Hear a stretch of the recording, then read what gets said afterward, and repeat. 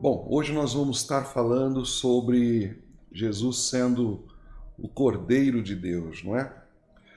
Vamos ver se a tela lá volta para mim. Eu fiz uma programação, não sei se deu certo.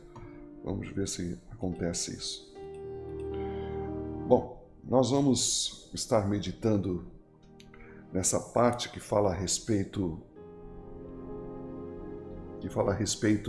de Jesus sendo o Cordeiro de Deus, porque na última vez que nós nos reunimos aqui em live, nós falamos que ele era o último Adão, não é?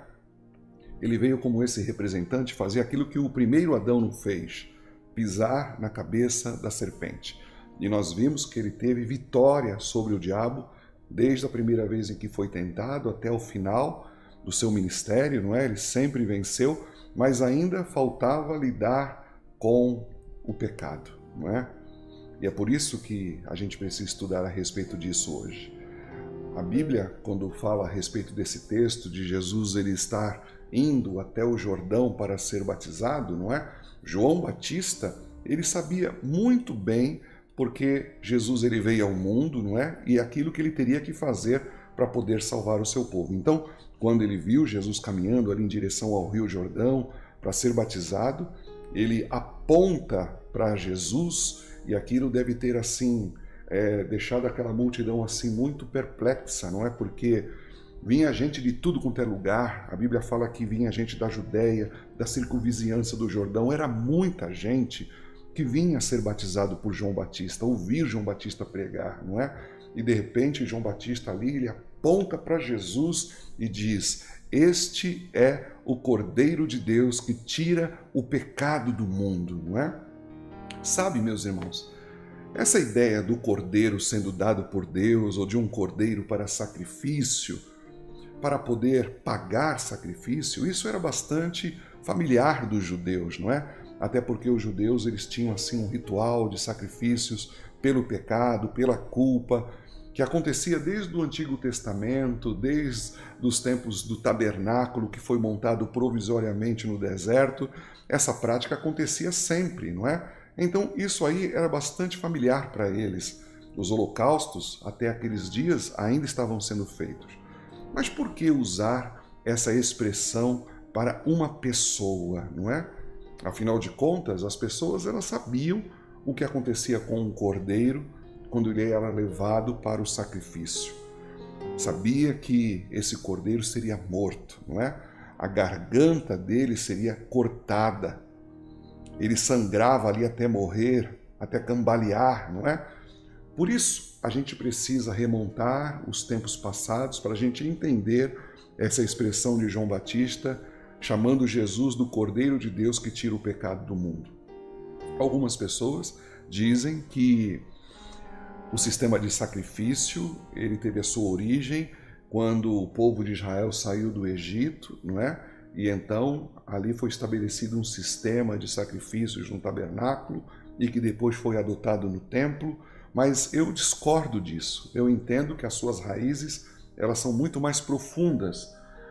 Lá no Jardim do Éden, não é, quando Deus ele determina que o homem ele morra pelo fato de ter pecado, não é? A gente começa a ver ali o sistema de sacrifício sendo implantado naquele lugar.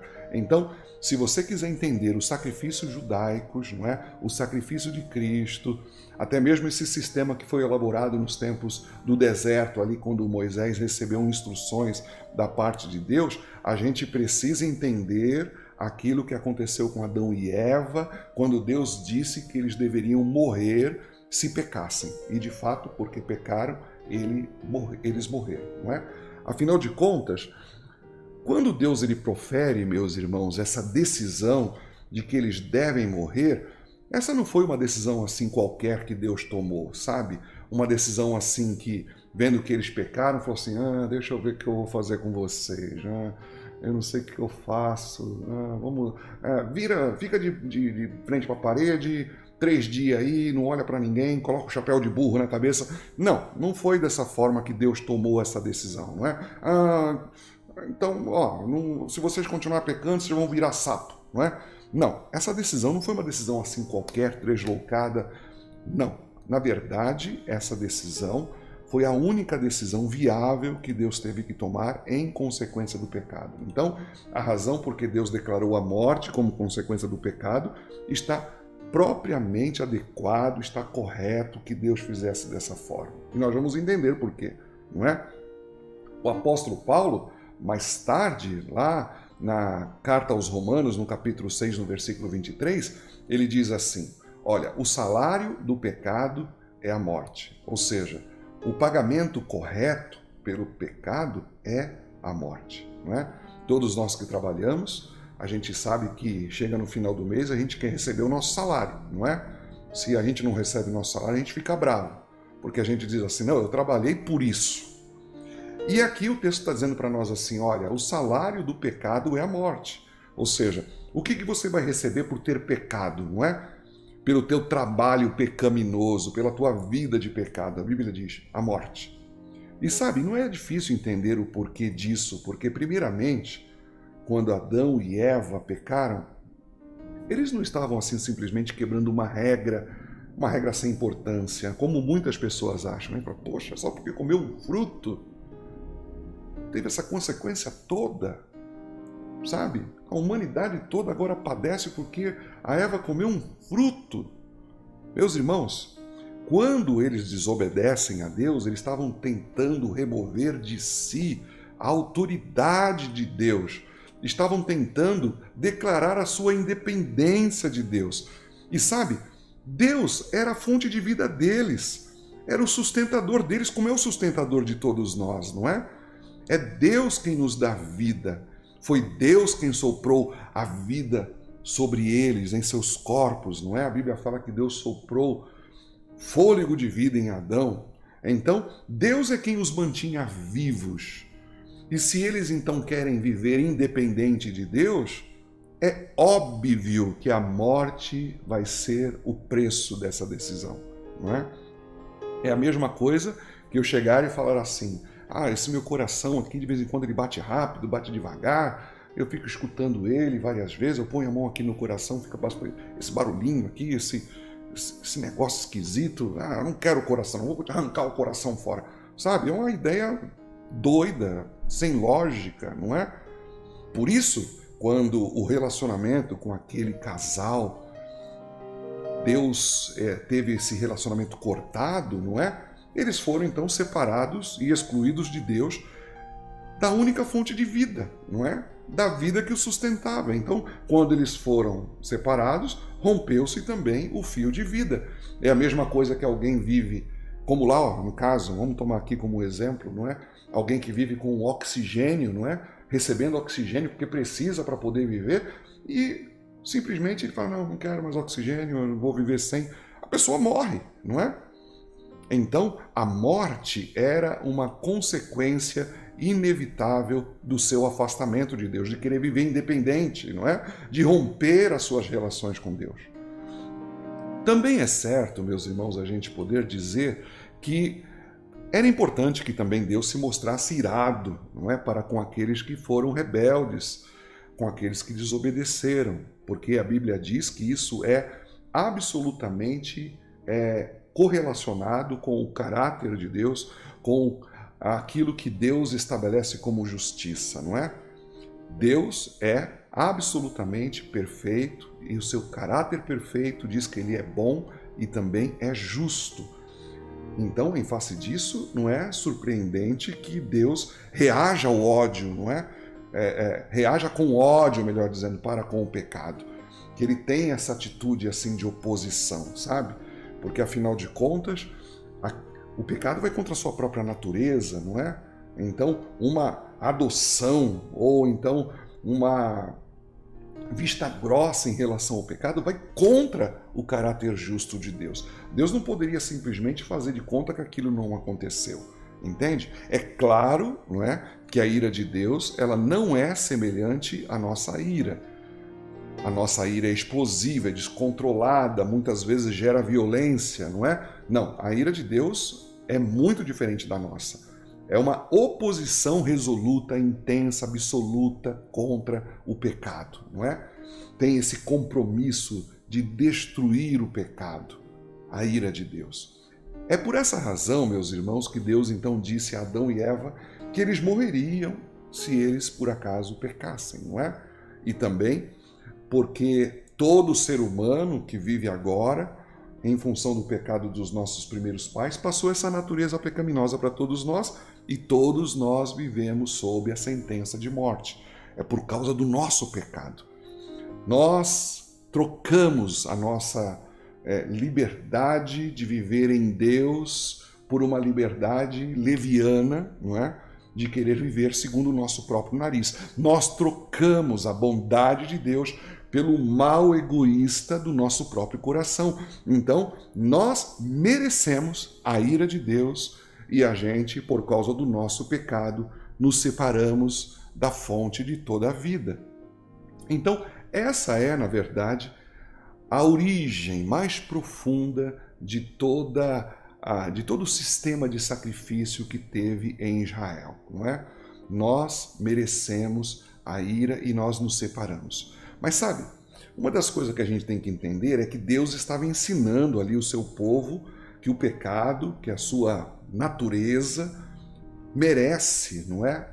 Um pagamento, merece a morte como pagamento. O único pagamento que se pode dar pelo pecado é a morte.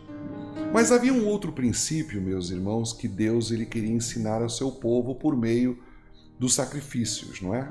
E esse era um princípio que dava muita esperança no meio dessa desesperança horrível de saber que o salário do pecado é a morte, não é? De que o pecado exige um pagamento que é a morte. E a grande notícia, não é, que Deus ele nos dá nesse sistema todo de sacrifício é que a penalidade da morte, ela não tinha que ser exatamente paga pelo próprio pecador, não é? Ela tinha que ser paga por alguém, porque a morte é exigida pelo pecado. Mas Deus, em seu amor, em sua misericórdia, ele tomou providências, não é, para que essa sentença de morte ela pudesse ser executada por um substituto, por alguém que pudesse entrar no lugar daquele que é o pecador e assumir o lugar do pecador. E sabe, meus irmãos, a Bíblia então ela mostra que foi Deus quem fez o primeiro de todos os sacrifícios, não é?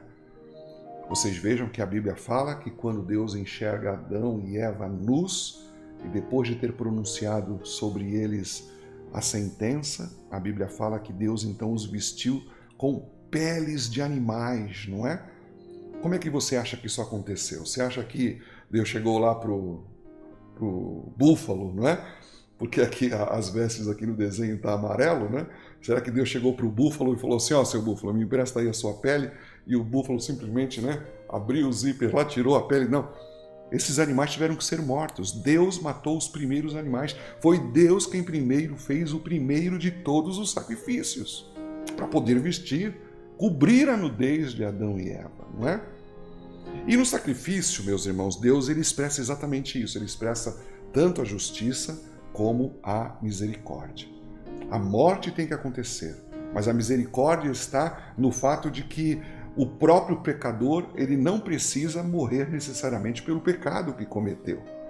E sabe, o exemplo que a gente tem na Bíblia Sagrada, que a gente pode dizer que é o mais proeminente a respeito disso, para exemplificar esse princípio, acontece naquilo que nós chamamos de festa de Páscoa, não é? Vocês lembram que a festa de Páscoa é uma celebração dos judeus, dos israelitas, é a celebração de como Deus libertou o seu povo da escravidão do Egito.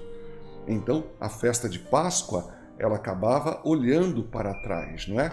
Ela fazia com que as pessoas elas observassem aquele momento de grande libertação em uma noite quando Deus executou de forma dramática uma sentença de morte sobre todo o povo do Egito. É isso que aconteceu. Bom, repetidas vezes, não é, meus irmãos, nas semanas anteriores, Deus havia advertido o faraó de que essa dureza de coração dele, essa recusa em deixar os israelitas partirem, não é? Saírem do Egito, isso ia resultar em morte para ele. Deus havia advertido o faraó. E aí então, durante 9 vezes, de formas muito diferentes, Deus havia demonstrado o seu poder, a sua soberania sobre o Egito por uma série de pragas que infligiram a nação, devastaram a nação, não é? E por meio dessas pragas todas, a palavra de Deus diz que Deus estava então vencendo os deuses egípcios, Deus estava demonstrando ali o seu grande poder, de que somente Ele de fato é Deus, não é? Mas o que acontece é que o horror das pragas chegou ao seu principal momento, que seria aquela praga quando o faraó não ia mais segurar o povo hebreu e ia libertá-los então, na 10ª praga. Vamos ler o texto para a gente poder então entender bem. Diz assim em Êxodo, no capítulo 11, versos 1, depois de 4 a 7, diz assim: Disse o Senhor a Moisés: ainda mais uma praga trarei sobre Faraó e sobre o Egito. Então vos deixará ir daqui. Versículo 4. Cerca de meia-noite passarei pelo meio do Egito, e todo primogênito na terra do Egito morrerá, desde o primogênito de Faraó, que se assenta no seu trono, até o primogênito da serva que está junto a Mó, e todo o primogênito dos animais. Haverá grande clamor em toda a terra do Egito, qual nunca houve, nem haverá jamais. Porém, contra nenhum dos filhos de Israel, desde os homens até os animais, nem ainda um cão rosnará, para que saibais que o Senhor Deus fez distinção entre os egípcios e os israelitas.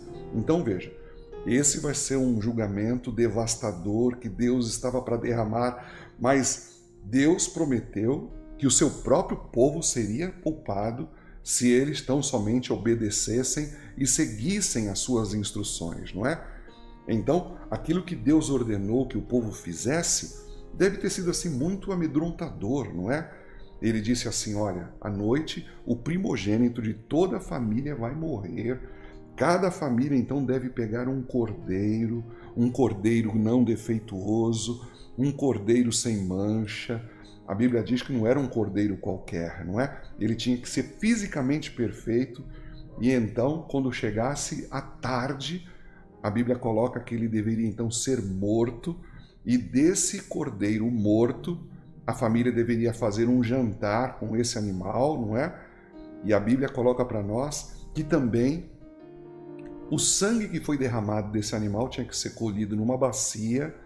E então o chefe da casa, o líder da casa, ele deveria então passar nos umbrais das portas, nos batentes, para que então o anjo da morte não entrasse naquele lugar. Bom, isso aqui é a chave de toda a instrução que Deus disse, não é? Olha, eu vou passar pela terra do Egito e vou matar todos os primogênitos.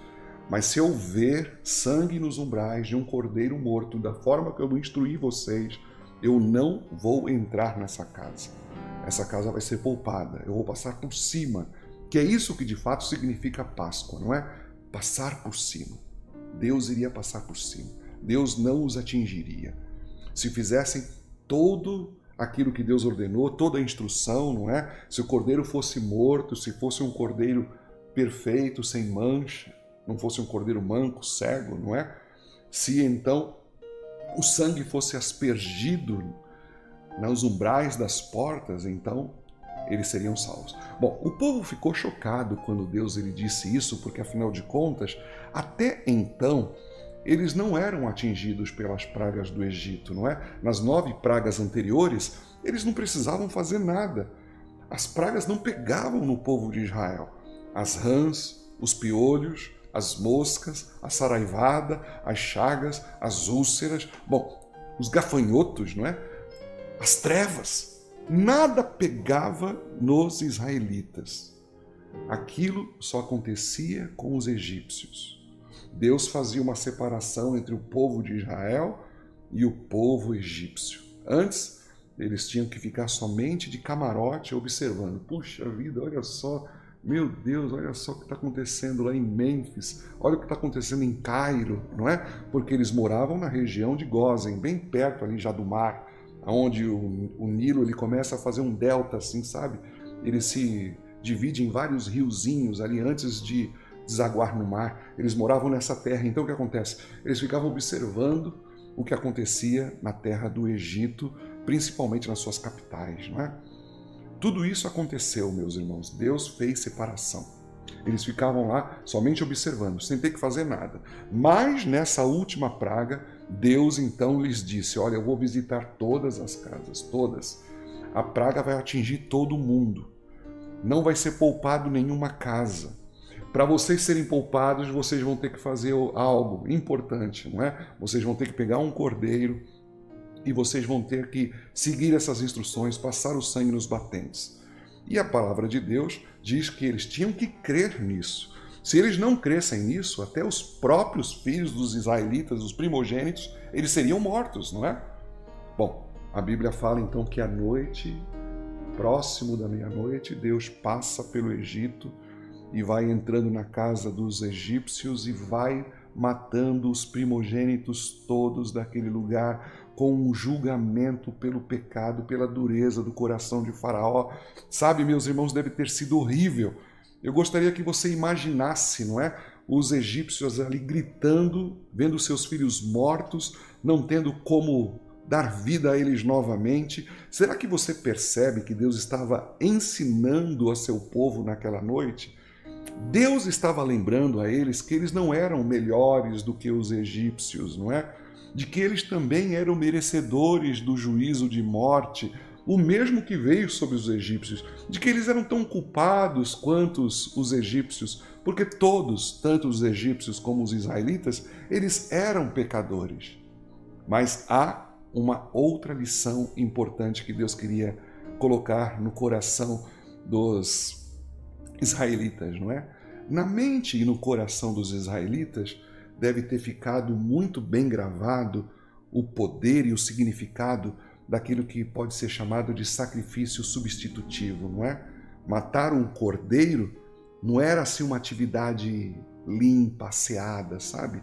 Era uma atividade sangrenta, meus irmãos. Acontecia com muita sujeira, com muito sangue, com o animal se debatendo, não é? O pai tinha que se ajoelhar ali do lado do animal, aí tomava uma faca, cortava a garganta do animal, aquele sangue jorrava por todo lugar, sujava tudo, e aquele animal ficava ali gritando enquanto ele ainda não cambaleasse para desmaiar por falta de sangue, ou enquanto não sufocasse com o próprio sangue e morresse, não é? Então, tudo isso acontecia debaixo dos olhos da família, não é? E enquanto aquele animal estava morrendo, todo mundo olhava para o filho primogênito dizendo assim: esse animal está morrendo para que o pequeno Josué não morra, né? Ou o pequeno Jacó, ou o pequeno Ismael, sei lá qual é o nome da criança do primogênito na casa dos israelitas, não é? Mas eles olhavam e diziam assim: olha, ele está morrendo para você continuar vivo, ele está morrendo para você permanecer entre nós. O cordeiro estava morrendo no lugar dele. Será que você percebe? Então, Deus estava ensinando ao seu povo de uma forma assim muito impactante, de que ele não removeria o pecado deles de forma simples, né? Ah, tudo bem, vai, pecou, levanta e começa de novo. Não. Deus não poderia remover desse jeito. Sangue tinha que ser derramado. Tudo por causa do pecado. Alguém tinha que morrer.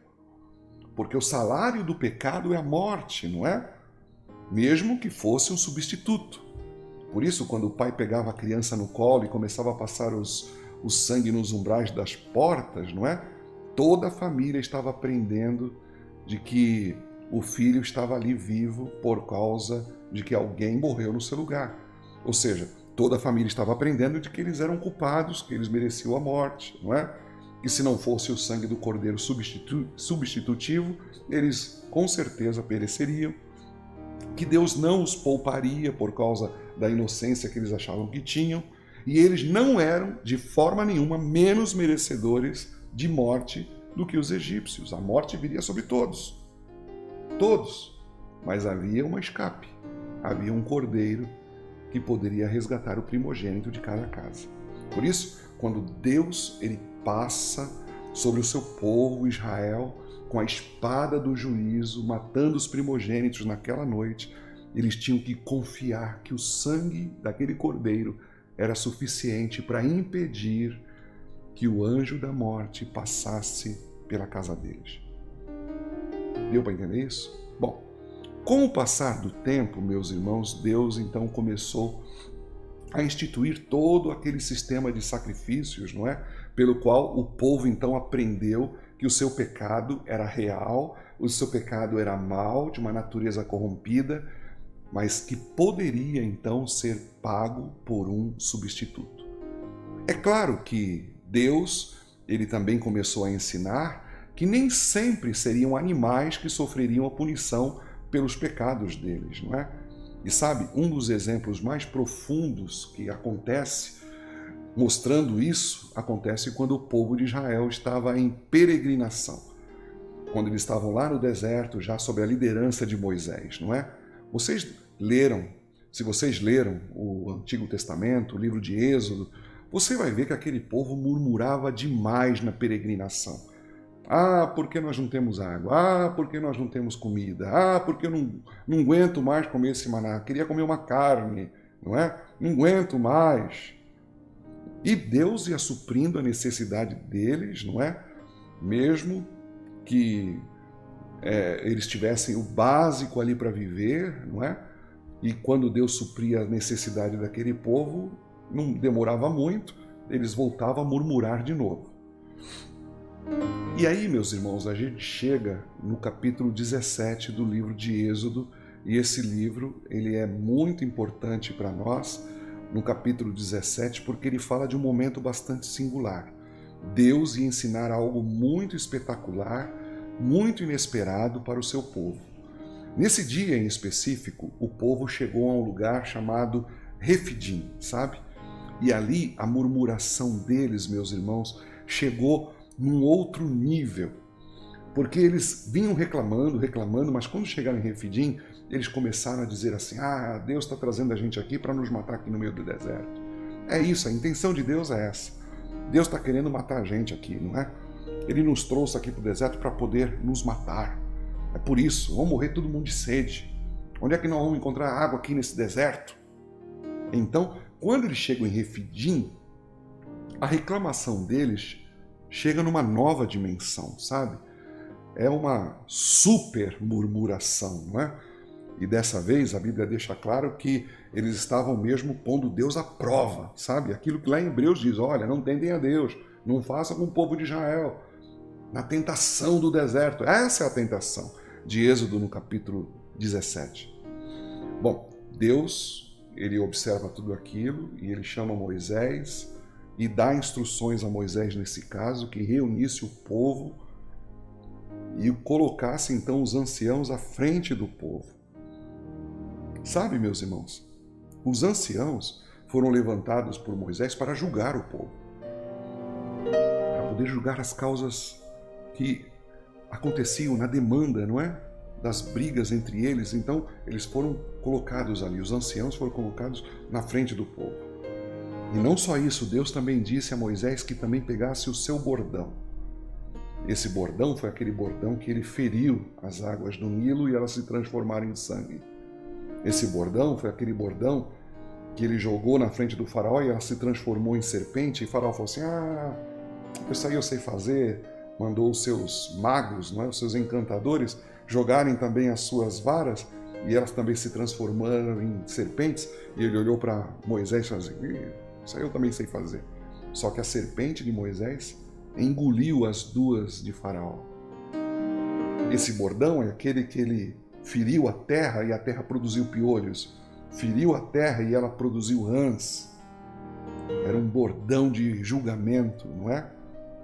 Então, quando Deus disse isso e falou: olha, junta o povo de Israel, coloca os anciãos, traz o seu bordão, não é? O mesmo bordão que ele feriu também as águas do Mar Vermelho e elas se abriram. Meus irmãos, em outras palavras, Deus estava dizendo assim: ó, vai acontecer um julgamento aqui. Vai acontecer um julgamento aqui. Aquela cena era uma cena difícil, não é? Deus chamando o povo para se reunir, os anciãos, o bordão, falou: meu Deus do céu, agora alguém vai dançar aqui, alguém vai pagar o pato. vai ter um julgamento aqui, não é? Aquilo deve ter feito o povo de Israel estremecer, sabe? Eu lembro quando minha mãe chamava, dependendo do jeito que ela me chamava, né? Eu aprontava alguma assim, eu já ia com a mão no traseiro, já sabia. Ai, meu Deus do céu, já ia com a mão no traseiro. Quer dizer, a gente já fica assim naquela apreensão, não é? De que agora o couro vai comer.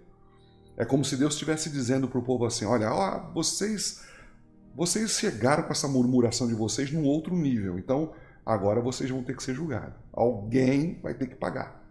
Alguém vai ter que pagar.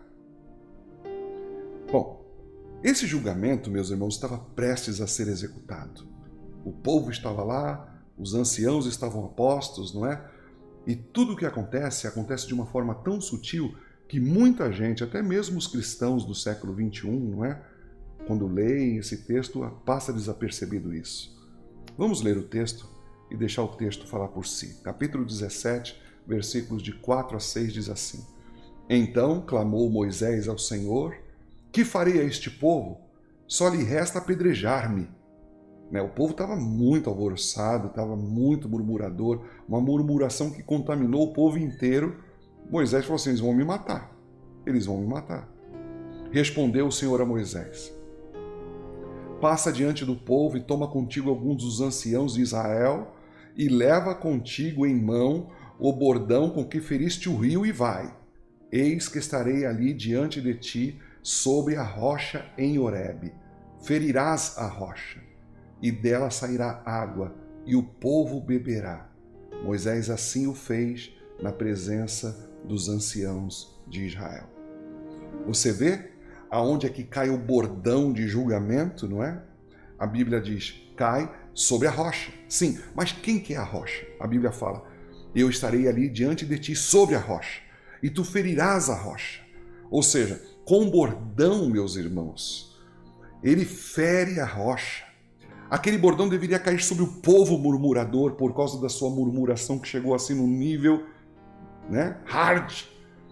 O pecado deles, a infidelidade, querendo matar inclusive Moisés. E Deus então dizia para Moisés assim, olha, você vai pegar o bordão e em vez de você bater no povo, você me ferirá. É a mim que você vai ferir. E Moisés fez, não é? E qual foi o resultado? A Bíblia diz então que começou a fluir água da rocha. Sabe? A vida fluiu, não é? Saciou o povo, eles beberam com abundância. E aqui a gente tem um grande princípio de substituição levado a um outro nível, meus irmãos. Dessa vez não foi um animal, mas Deus mesmo recebe o julgamento. Deus mesmo recebe o golpe, a ferida que deveria recair sobre o seu povo. Depois o apóstolo Paulo, ele diz que a rocha é Cristo, não é? É por causa disso que eles viveram e não morreram naquele mesmo lugar em Refidim. Deus poderia tê-los matado ali, sabe? Mas Deus resolveu ele mesmo receber o golpe e jorrar vida, jorrar água para que eles pudessem viver. No decorrer dos séculos, meus irmãos, Deus então foi ensinando através do sistema de sacrifícios nos tabernáculos, mas quando chega um dos profetas, e o nome dele é Isaías, ele mostrou algo muito importante a respeito daquilo que diz respeito à substituição, não é? Ele falou mais do que qualquer outra pessoa. Ele esclareceu ainda mais. Como nós já vimos, Isaías, ele profetizou a respeito do reino vindouro, do rei de Israel, daquele sobre quem o Espírito viria, que ia pregoar liberdade aos cativos, ia curar os enfermos, não é? A Bíblia fala a respeito dele como sendo o rei que vai implantar o reino. Ele é o Deus forte, não é? Sabe, tudo isso se fala em Isaías, mas também fala em Isaías que ele cumpriria o papel daquilo que é chamado de servo sofredor. Que ele levaria os pecados de seu povo no lugar deles, de que ele receberia a sentença de morte que todos nós merecemos. Por isso, vamos ver o texto em Isaías no capítulo 53, versos de 4 a 6, depois do versículo 11. Diz assim: Certamente ele tomou sobre si as nossas enfermidades e as nossas dores levou sobre si, e nós o reputávamos por aflito, ferido de Deus e oprimido. mas ele foi traspassado pelas nossas transgressões e moído pelas nossas iniquidades. O castigo que nos traz a paz estava sobre ele, e pelas suas pisaduras fomos sarados. Todos nós andávamos desgarrados como ovelhas, cada um se desviava pelo caminho, mas o Senhor fez cair sobre ele a iniquidade de todos nós. Ele verá o fruto do penoso trabalho da sua alma e ficará satisfeito. O meu servo, o justo, com o seu conhecimento, justificará a muitos, porque a iniquidade deles levará sobre si. Então, meus irmãos, esse rei aqui, ele não somente ia estabelecer um reino de justiça perfeita, mas a Bíblia diz que ele também levaria sobre si mesmo a penalidade da morte do seu povo. Ele ia absorver a maldição que permanecia ainda contra eles, não é? Porque esse povo precisaria ser qualificado para poder viver nesse reino que ele estaria fundando, não é? Esse reino que ele ia estabelecer para sempre. Então, tudo isso João Batista ele tinha em mente quando ele exclamou naquele dia: eis o Cordeiro de Deus que tira o pecado do mundo. Ele reconheceu que Jesus era o sacrifício final, o sacrifício perfeito, que morreria em lugar do seu povo, que seria moído pelas iniquidades do seu povo. E assim, então, a gente entende porque Jesus, então, ele se apresentou para ser batizado. Não porque ele tinha pecados para se arrepender, mas estava se identificando com o seu povo, se unindo com o seu povo pecaminoso, para poder resgatá-los, para poder, então, levar sobre ele a nossa iniquidade e transgressão, atrair sobre ele a nossa maldição. Sabe, meus irmãos, Jesus, ele sabia muito bem por que veio, não é? Qual era o seu ministério, a sua missão. Ele sabia muito bem o que seria exigido dele para poder salvar o povo dos seus pecados. Ele teria que suportar a ira de Deus no lugar do seu povo.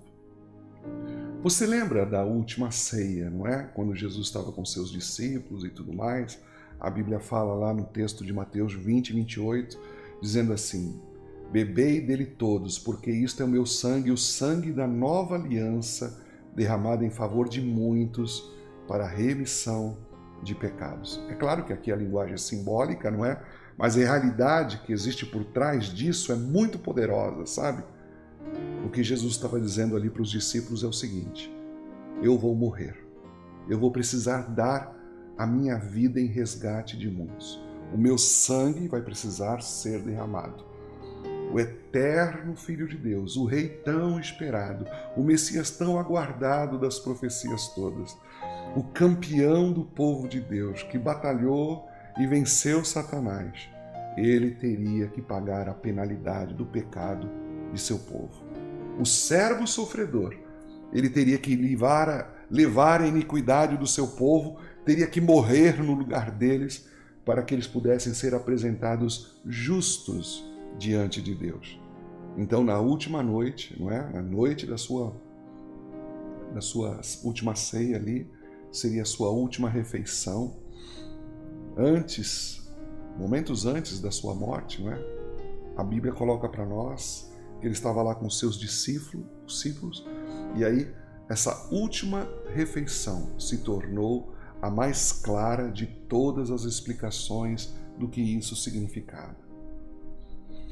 Sabe, a cada ano, meus irmãos, os judeus eles celebravam a Páscoa, não é? Eles compartilhavam ali uma refeição uns com os outros, e aquela refeição era o lembrete de um grande livramento que Deus deu nos tempos de Moisés, salvando eles da escravidão do Egito. Quando Jesus está com seus discípulos, compartilhando então agora esta ceia, eles estavam celebrando uma salvação maravilhosa que o Senhor Deus ele executou, né, no Antigo Testamento, lá nos tempos de Moisés. Estavam celebrando isso. Puxa, que coisa maravilhosa, como Deus libertou a gente, não é? Mas aqui, Jesus ele tinha outras intenções. Quando ele pega o pão, quando ele pega o cálice, ele está explicando ali que naquele breve ato, eles estariam diante de uma salvação ainda maior que estava para acontecer, de proporções muito maiores, de um ato que ia resgatar o povo de Deus, não somente da escravidão física da morte, não é? Mas da pior de todas as escravidões, que é a escravidão espiritual e a morte. Um ato de amor ainda maior, muito mais significativo do que aquele que aconteceu em Êxodo, estava para ser realizado. Vamos ao texto. Veja o que diz aí no capítulo 26, versículos 26 a 28. Enquanto comiam, tomou Jesus um pão e, abençoando-o, partiu e deu aos discípulos, dizendo: tomai e comei, isto é o meu corpo. A seguir tomou um cálice e, tendo dado graças, o deu aos discípulos, dizendo: bebei dele todos, porque isto é o meu sangue, o sangue da nova aliança, derramado em favor de muitos para a remissão de pecados. Ou seja, Jesus estava dizendo ali aos discípulos naquela última ceia, não é? De que o seu sangue seria derramado para que eles pudessem ser salvos. Ele morreria para que os seus discípulos fossem livres e perdoados de seus pecados e da sua incredulidade, da sua rebelião contra Deus, dos pecados de sua natureza pecaminosa, não é? Bom, tudo isso aconteceu naquele momento em que Jesus estava dando ali aquele exemplo através dos elementos do pão e do vinho, não é? Bom, o que vem em seguida, meus irmãos, é uma das cenas que existem nas Escrituras Sagradas que a gente tem assim uma sacralidade quando vai contemplar isso, mesmo de forma imaginativa, né? Porque é isso que a gente faz, a gente lê o texto e imagina. Eu coloco aqui algumas figuras para poder facilitar a sua imaginação.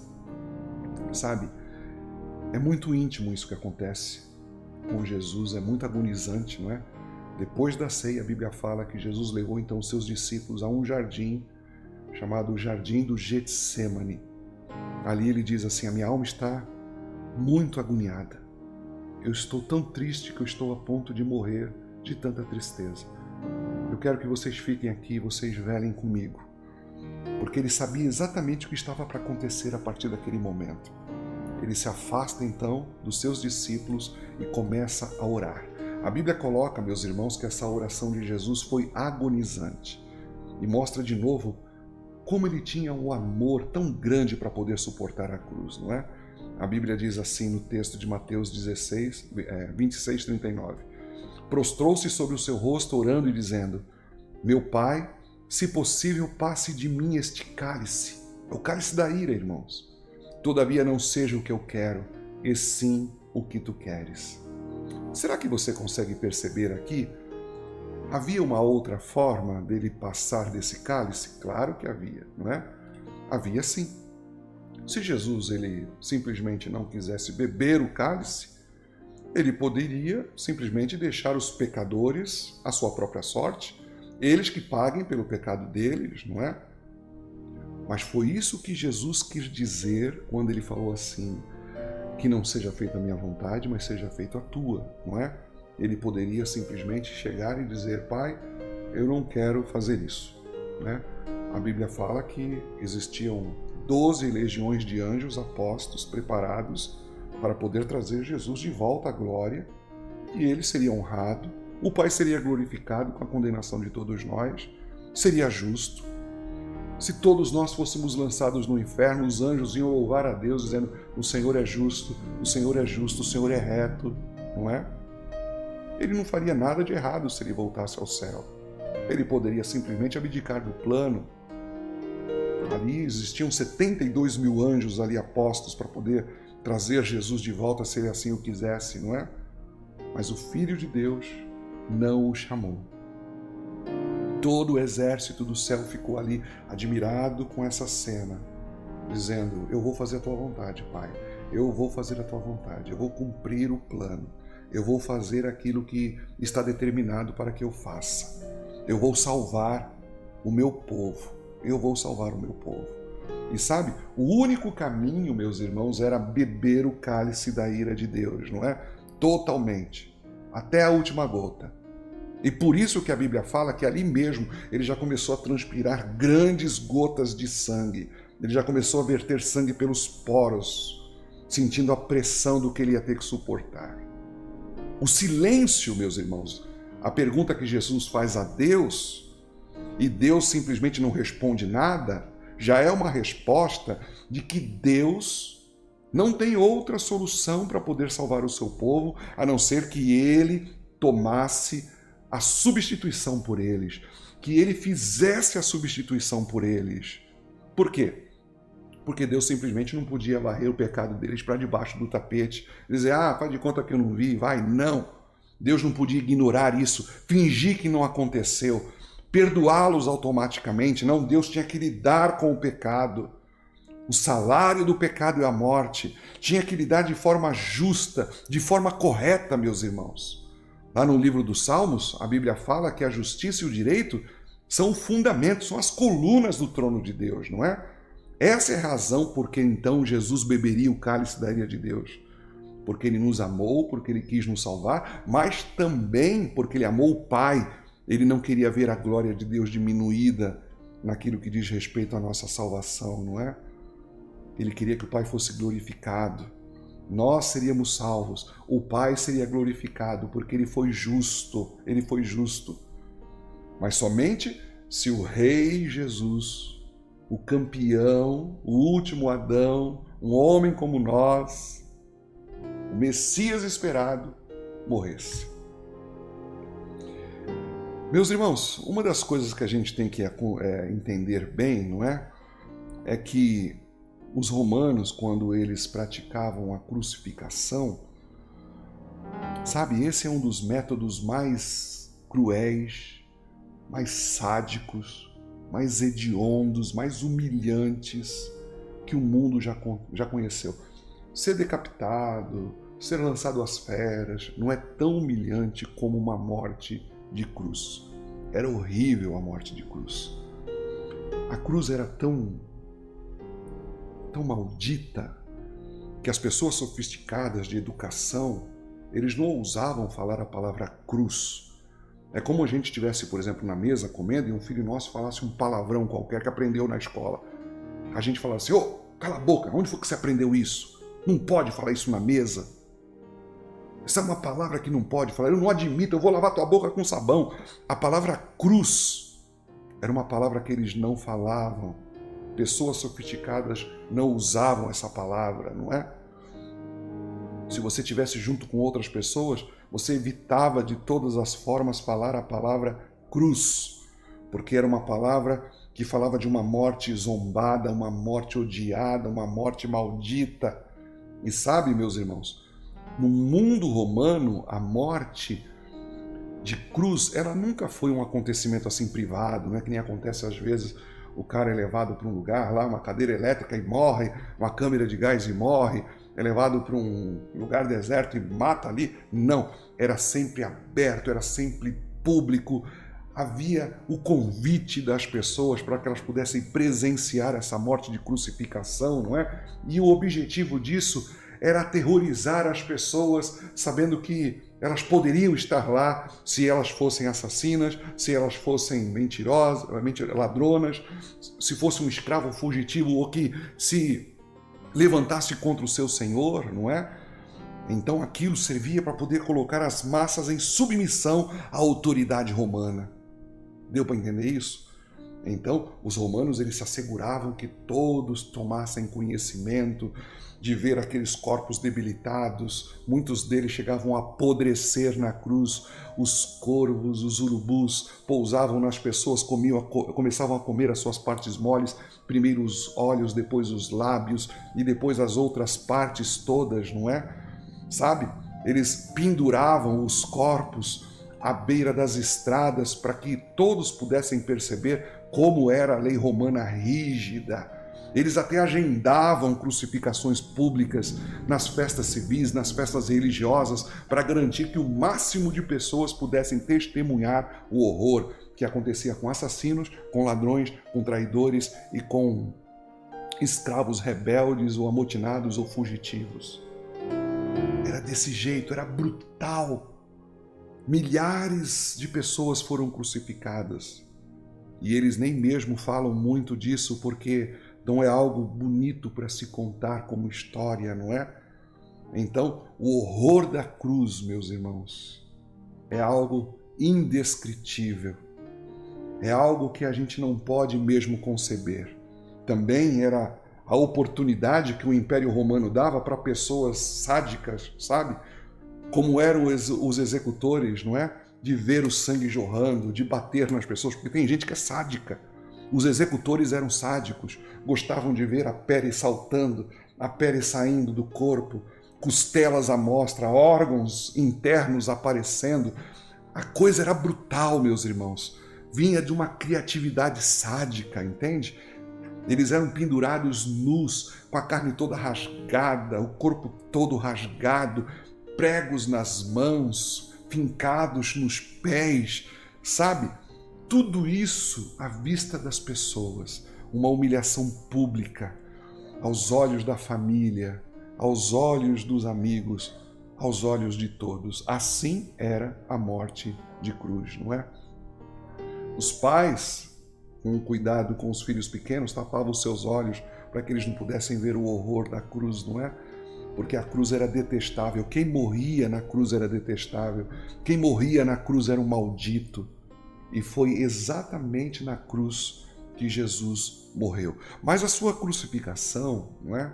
Foi bastante diferente do que qualquer outra que já se tivesse visto entre os romanos, porque a maneira como Jesus agiu foi completamente incomum de todas as outras crucificações.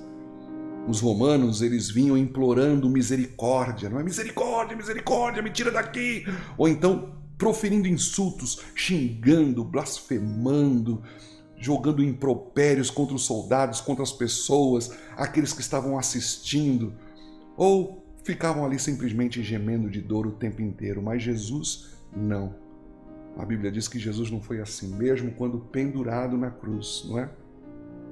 Suportando os insultos das autoridades religiosas, das autoridades romanas, dos soldados, das pessoas que foram ver a crucificação.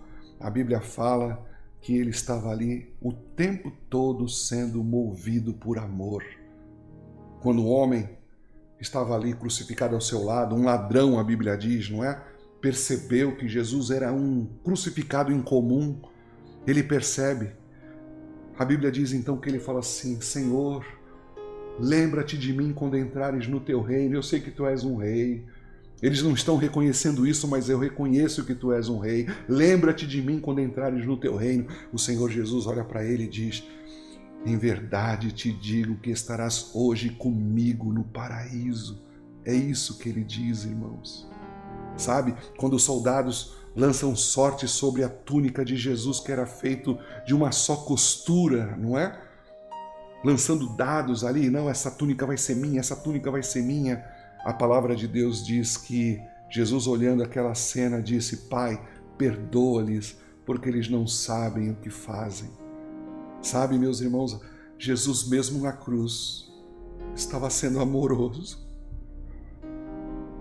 Jesus mesmo na cruz estava dando esperança para aqueles que estavam ao seu redor, mesmo crucificados com ele. Também houve, meus irmãos, aquilo que a gente pode dizer que foi a tolerância de Jesus em função a toda a zombaria, não é? Uma zombaria incessante o tempo todo. A zombaria começou lá na casa de Caifás, depois entre os soldados romanos. Eles cobriram o rosto de Jesus e batiam na sua cara e diziam assim: profetiza, quem foi que te bateu? Tu não é profeta? Colocaram um manto vermelho sobre Jesus e então se ajoelhavam e diziam: salve, ó rei dos judeus. Cuspiam em seu rosto.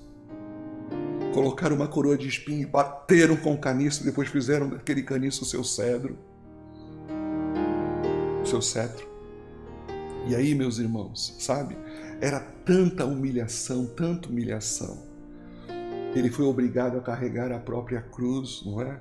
O objetivo de tudo isso era não só humilhar Jesus, mas também humilhar os judeus que muito queriam um rei, não é? Um rei deles. a independência da nação. E quando ele estava ali na cruz, as pessoas passavam e começavam a zombar dele, começavam a ironizá-lo, não é? A ridicularizá-lo. A Bíblia diz lá no texto de Lucas, no capítulo 23, se tu és rei, se tu és o rei dos judeus, salva-te a ti mesmo, vai, desce da cruz. Lá em Mateus, no capítulo 27, diz assim, você salvou a tantos e agora não pode salvar a si mesmo? Se és rei de Israel, desça da cruz e nós vamos crer em ti. E ele poderia ter feito isso, irmão, ele poderia ter feito. Depois disso, a Bíblia diz que veio as trevas, densas trevas.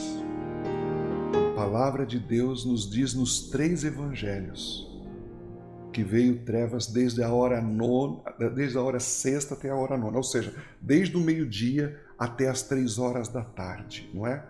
Todos os evangelhos dizem que as trevas cobriram a terra toda, não foi só a cidade de Jerusalém, não foi só a Judéia, as trevas cobriram a terra. Os 3 evangelhos dizem isso. Capítulo 23 diz assim, no versículo 44, já era quase a hora sexta, meio-dia, e escurecendo-se o sol, houve trevas sobre toda a terra até a hora nona. Preste atenção aqui, porque essas trevas eram simbólicas. Você lembra do Egito, não é? A 9ª praga era a praga de trevas, densas trevas. Aquelas trevas eram trevas de julgamento, não é? São trevas de morte. E ali no Gólgota se repete a mesma coisa.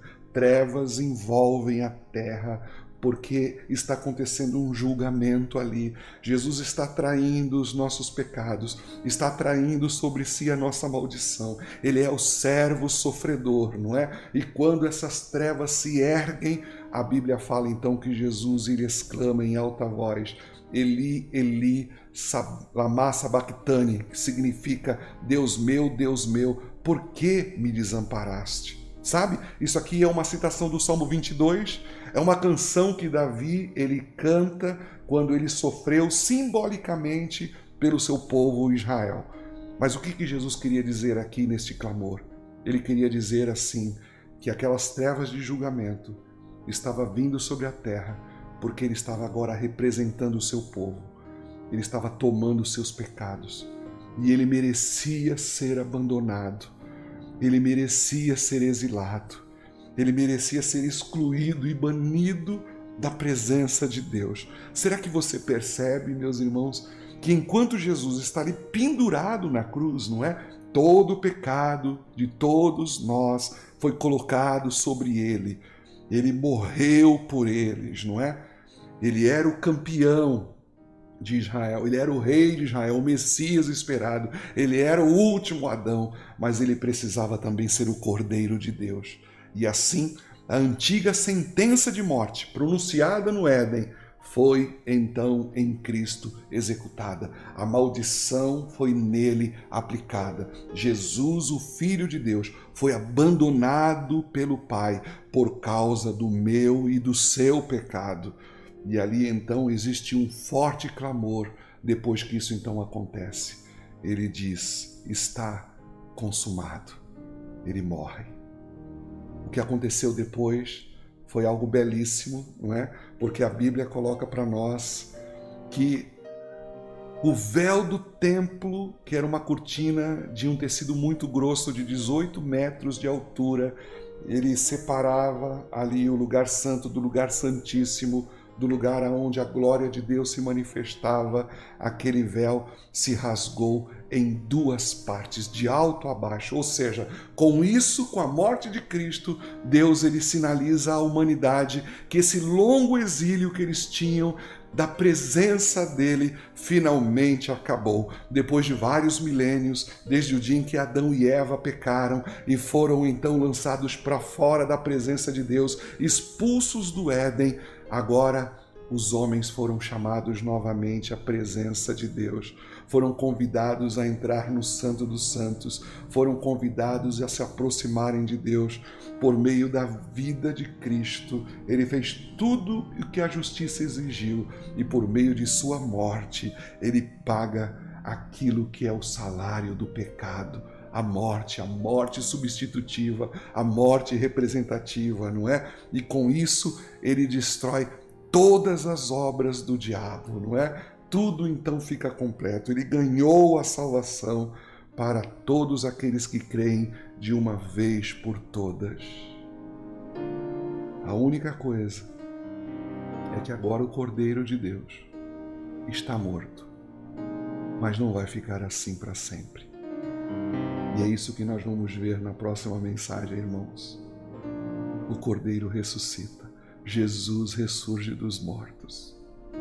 Ele vem e é preciso que ele venha.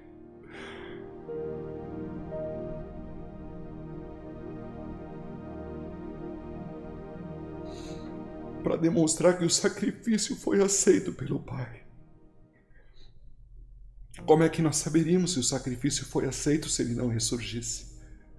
Mas isso nós vamos ver na semana que vem. Curve sua fronte, feche os seus olhos.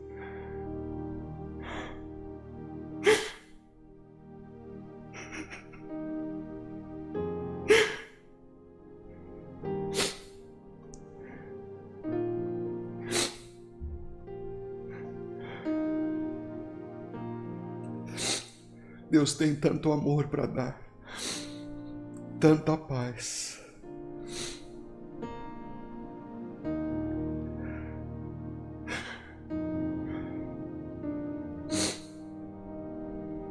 Mas principalmente o Senhor tem vida eterna para dar.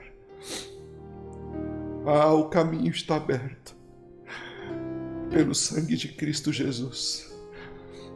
O caminho que um dia foi fechado foi novamente aberto por Cristo Jesus.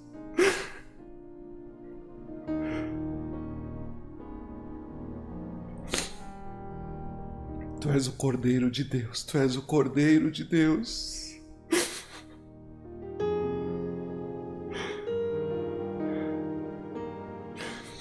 Que tira o pecado do mundo.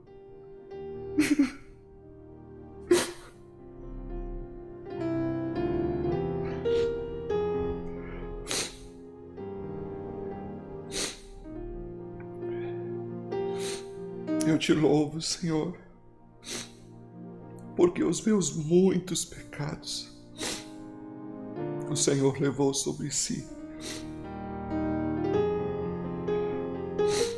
Os meus enganos, as minhas mentiras, a minha luxúria, a minha malícia, a minha ira descontrolada,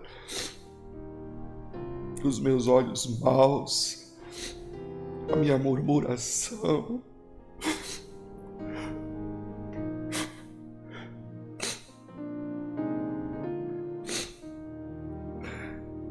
Senhor,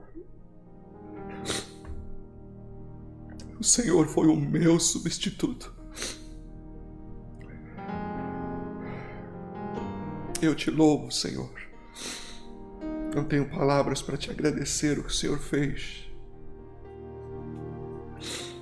Glórias nós te damos.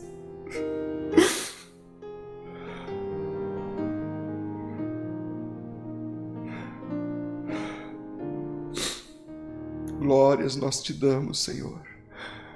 Glórias nós te damos. Glórias nós te damos. Recebe, Senhor, por favor, a nossa gratidão a Ti.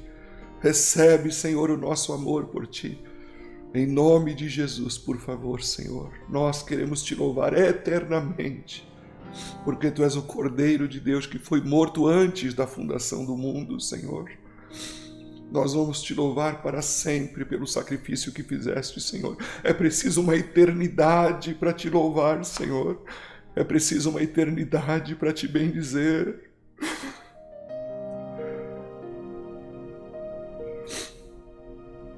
Glória a Deus, glória a Deus, glória a Deus. Nós Te damos graças em nome de Jesus, em nome de Jesus. Amém, Senhor, amém. Glória a Deus.